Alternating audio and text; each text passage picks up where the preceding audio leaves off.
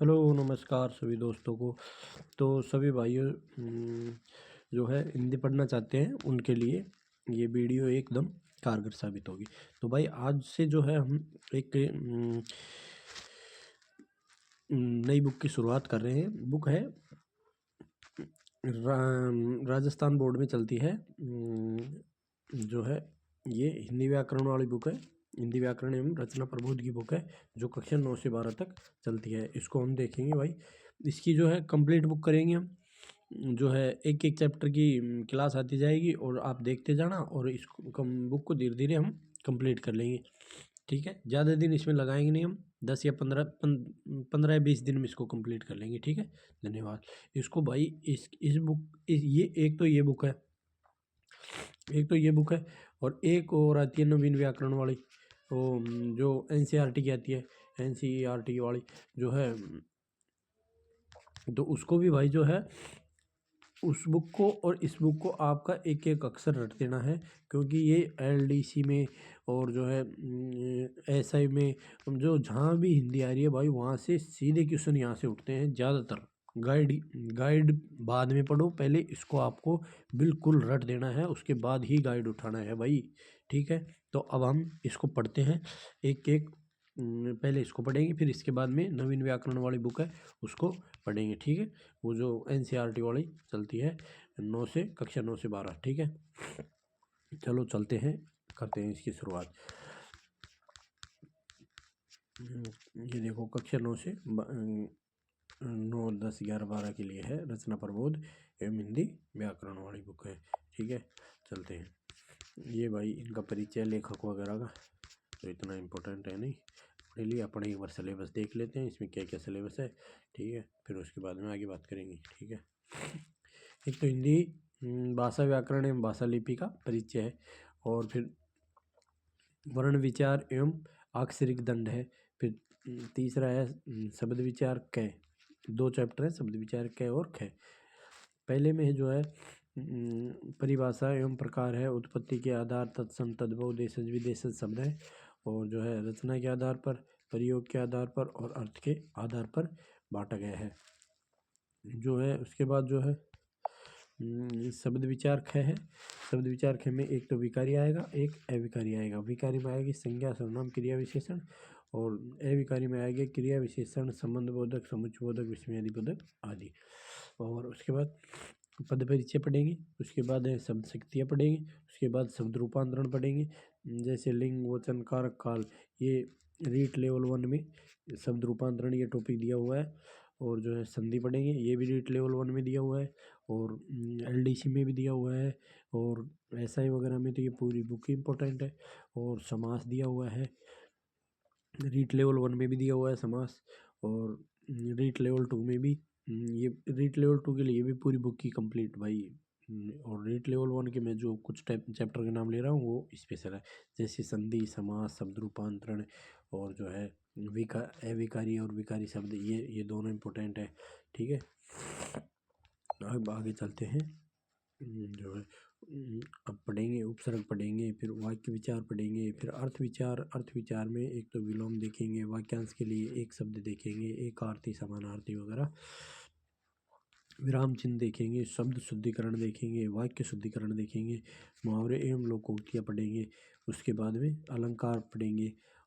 अलंकार के कई उपमा, श्लेष, यमक, रूपक, ये सभी अलंकार देखेंगे। हालांकि ये अलंकार LDC भर्ती में आते हैं शायद, और लेकिन और इसमें रीट लेवल 1 में तो नहीं आ रही भाई ये। ठीक है,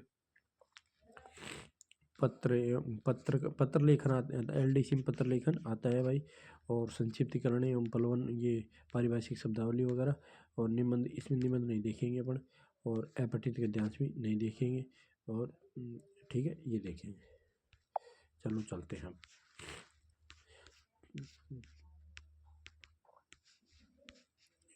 पहला चैप्टर को देख लेते हैं भाई।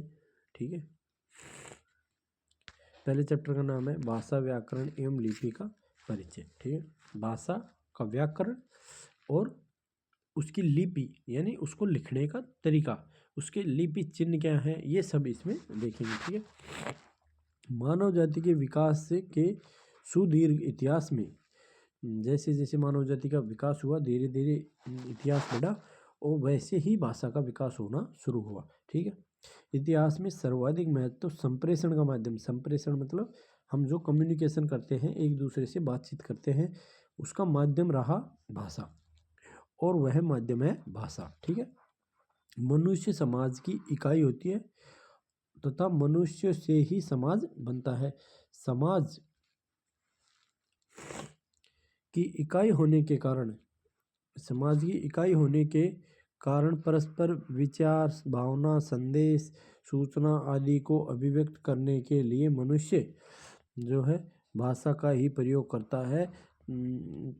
यह भाषा चाहे सांकेत भाषा हो अथवा व्यवस्थित ध्वनियों, शब्दों या वाक्यों में प्रयुक्त कोई मानक भाषा हो।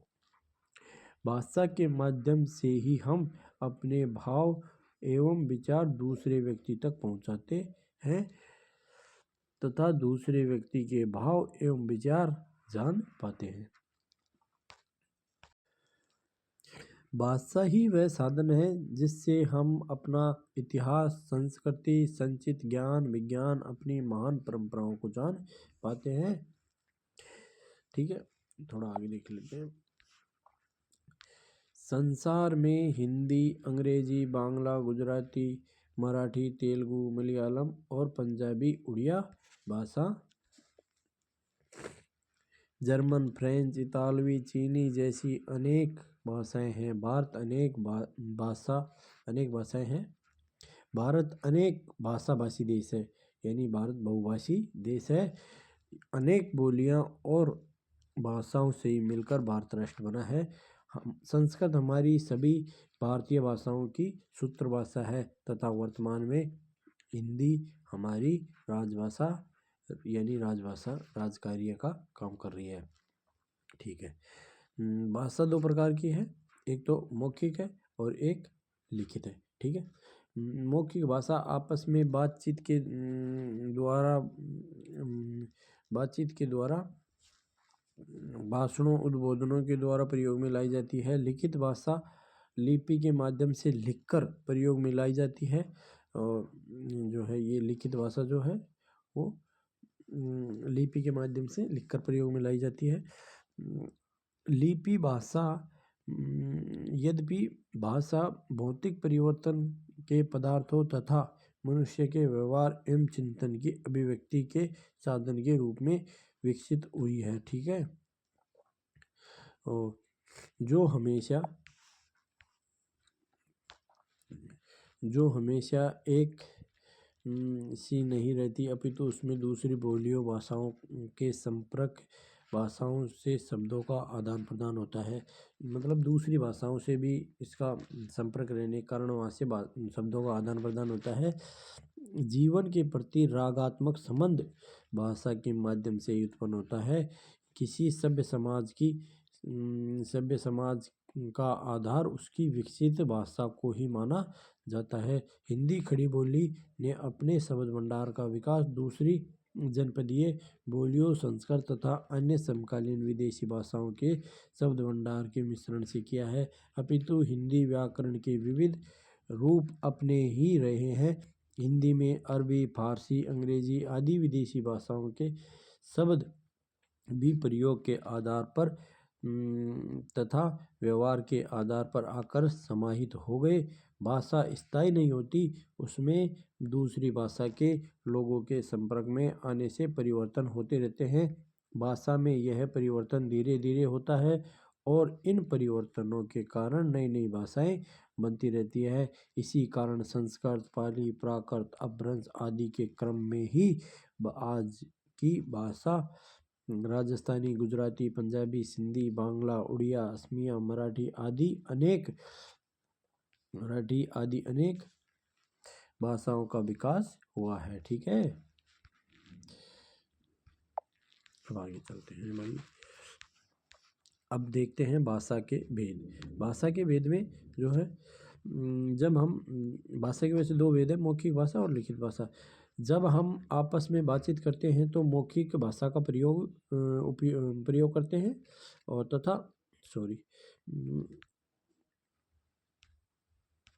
एक मिनट, सॉरी हाँ, प्रयोग करते हैं। तथा पत्र लेख पुस्तक समाचार पत्र आदि में लिखित भाषा का प्रयोग करते हैं। विचारों का संग्रह भी हम लिखित भाषा में ही प्रयोग करते हैं, मौखिक भाषा और लिखित भाषा। ठीक है, उसके बाद देखते हैं मूलतः सामान्य जनजीवन में बीच बातचीत में मौखिक भाषा का ही प्रयोग होता है। इसे प्रयत्नपूर्वक सीखने की आवश्यकता नहीं होती, बल्कि जन्म के बाद बालक द्वारा परिवार एवं समाज के संपर्क तथा परस्पर संप्रेषण व्यवहार के कारण स्वाभाविक रूप से ही मौखिक भाषा सीखी जाती है। जबकि लिखित भाषा की वर्तनी उसी के अनुरूप उच्चारण प्रयत्नपूर्वक सीखना पड़ता है। मौखिक भाषा की ध्वनियों के लिए स्वतंत्र लिपि चिन्हों के द्वारा ही भाषा का निर्माण होता है। ठीक है, अब चलते हैं आगे। एक सीमित क्षेत्र में बोले जाने वाले भाषा के स्थानीय रूप को ही बोली कहा जाता है, जिसे उपभाषा भी कहा जाता है। कहते हैं कहा गया है कि कोस कोस पर पानी बदले और 5 कोस पर बाणी। बाणी का अर्थ है यहाँ पर बोली से, है ना। हर 5-7 मील पर बोली में बदलाव आ जाता है। भाषा का सीमित अविकसित आम बोलचाल वाला रूप बोली कहलाता है। इसमें साहित्य रचना नहीं होती तथा जिसका व्याकरण नहीं होता, वह शब्दकोश भी नहीं होता।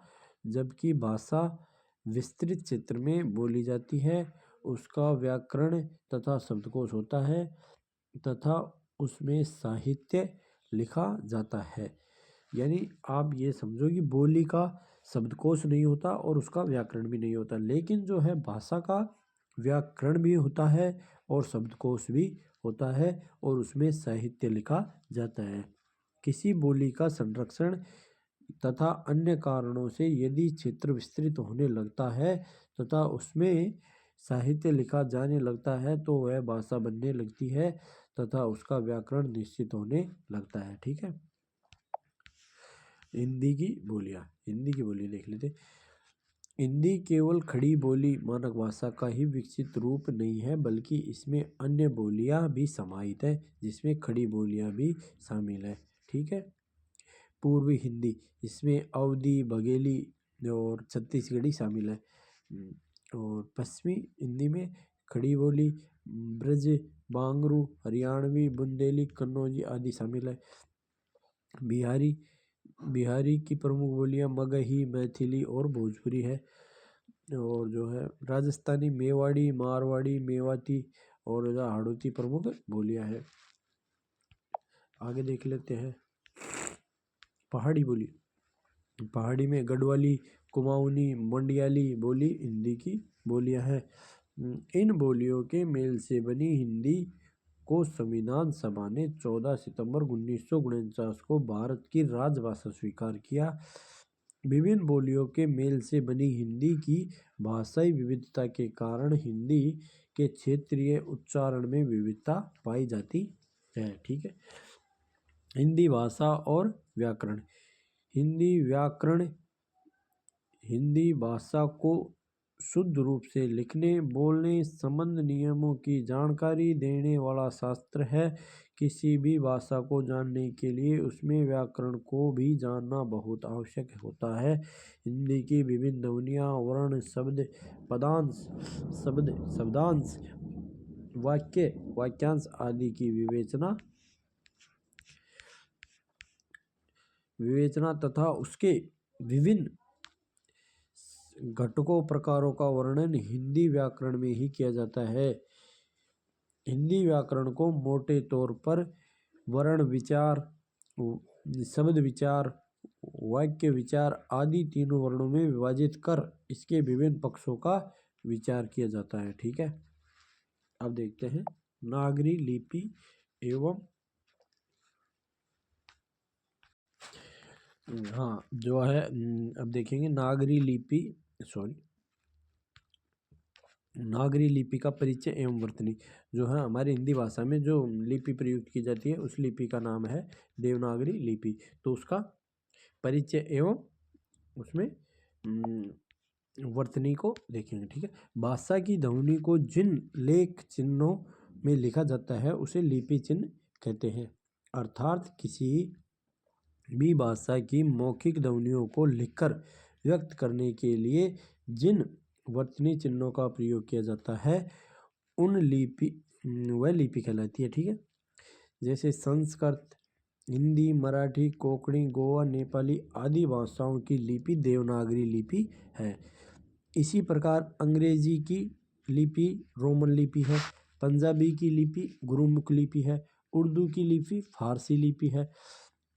भारत सरकार के अधीन केंद्रीय निदेशालय ने अनेक भाषाविदों, पत्रकारों, हिंदी सेवी संस्थानों तथा विभिन्न मंत्रालयों के प्रतिनिधियों के सहयोग से हिंदी की वर्तनी का देवनागरी में एक मानक स्वरूप तैयार किया, जो हिंदी प्रयोक्ताओं के लिए समान रूप से मान्य है। ठीक है,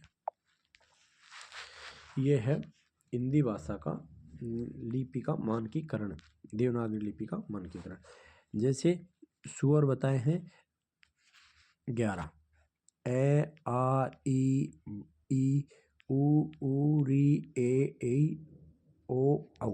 ठीक है, 11 स्वर बताए हैं। और जो है मात्राएं देखो, इनकी मात्राएं भी इनके स्वरों के आधार पर ही है। मात्राएं स्वरों पर आधारित होती है। ये देखो मात्राएं कितनी है?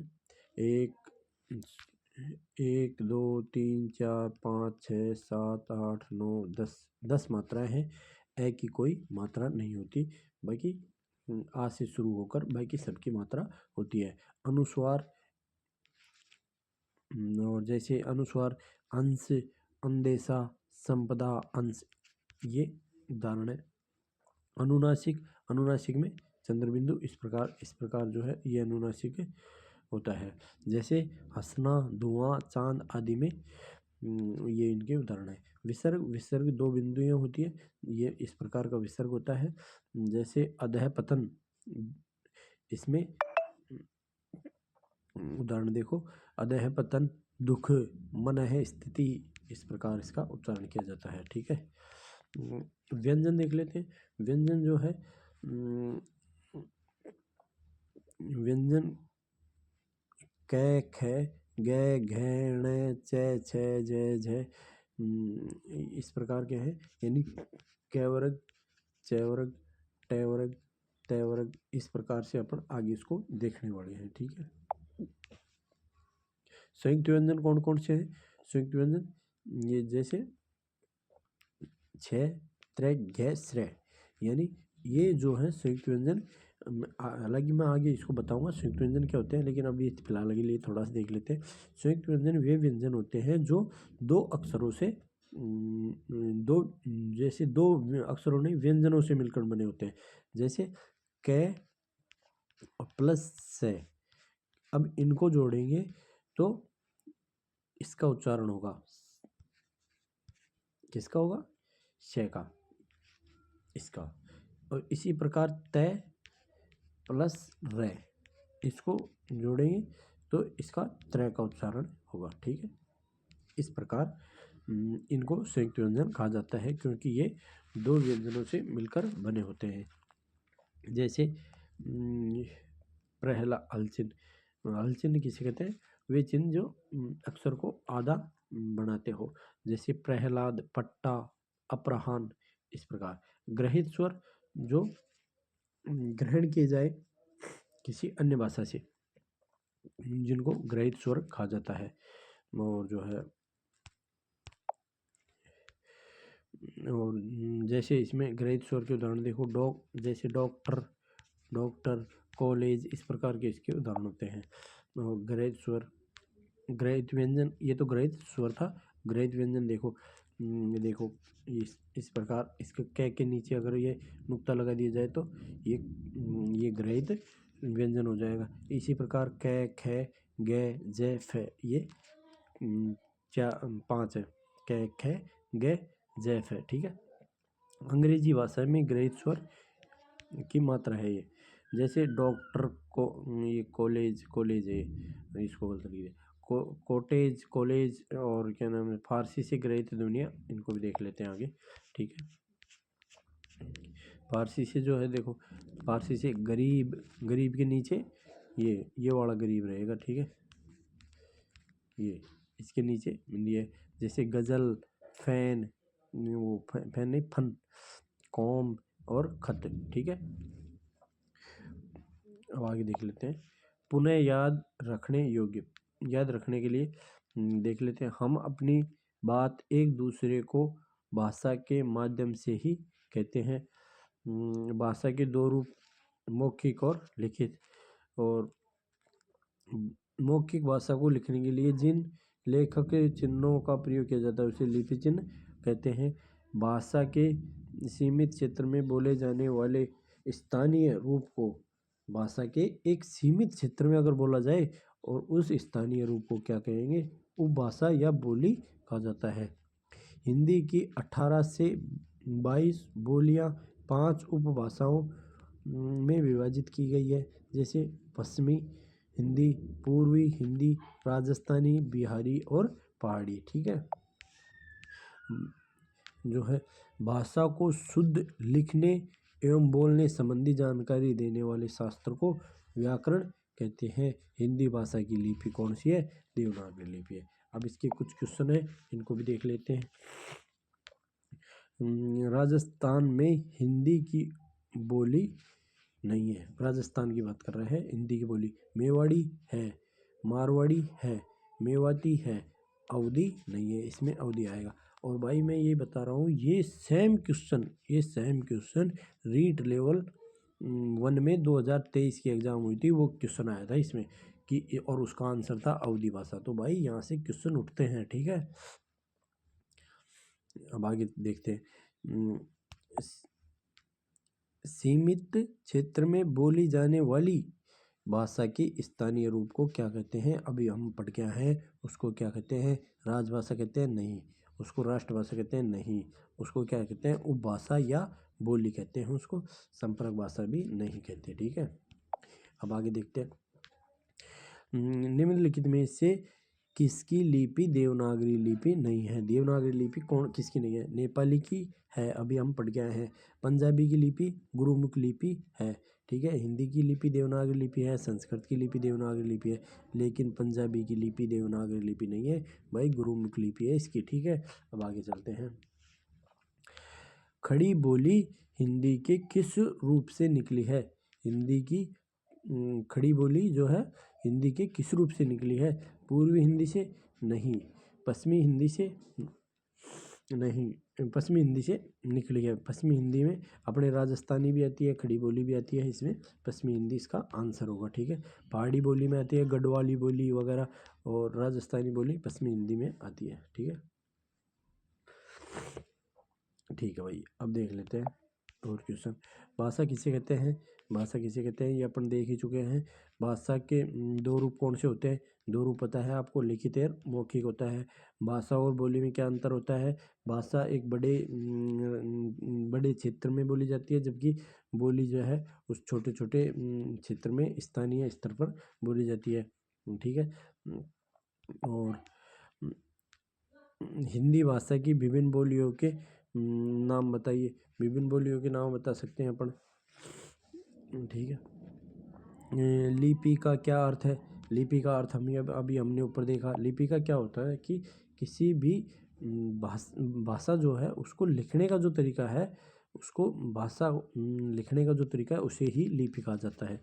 ठीक है, हिंदी की लिपि बताइए। हिंदी की लिपि कौन सी है? देवनागरी लिपि है। ठीक है, व्याकरण किसे कहते हैं? जो भाषा के लिपि चिन्हों का हमें ज्ञान कराती है उसे व्याकरण कहते हैं। व्याकरण की प्रमुख विभाग कौन कौन से होते हैं? ये सभी क्वेश्चन हमने देखे हैं। अभी अगले चैप्टर आएगा और अगले चैप्टर को पढ़ेंगे हम।